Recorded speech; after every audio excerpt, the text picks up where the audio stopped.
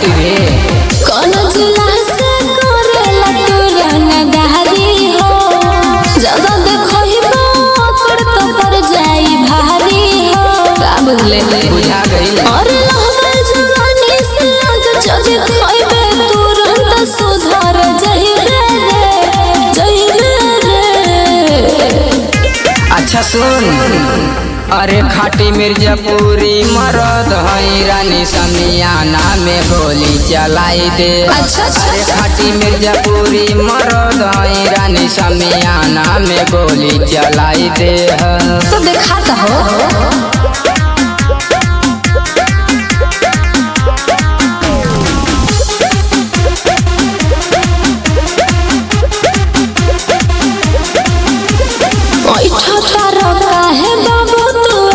देखावा ना हमरा से चोन है सारा तो सहगल छोड़ा दे हम तोहरा टिक कहीं बनाए सोना ढेर रंगदारी दिखेबे मिर्जापुरी है रानी तोरा जवानी के पानी रानी सबका बढ़ल परेशानी अपना शहर के हई रंगदार ढोढ़ी पर लिखिले कहानी हो।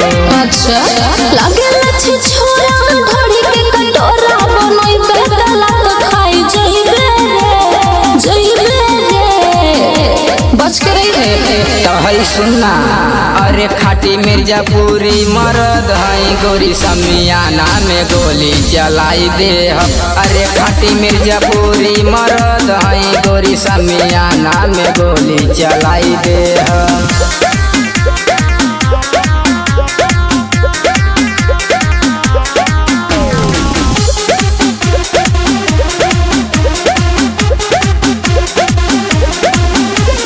जानो तानी कतना भाव में बाड़ काव दिखावा ना हमरा हसे बच के न जाई पैबा बाबू सुनी लो हमरा पहरा हसे बड़का सर समझ ले बड़का खुद के संबोध गायत्री के बहिया में आईबो छोड़े लगबो तू पानी हो।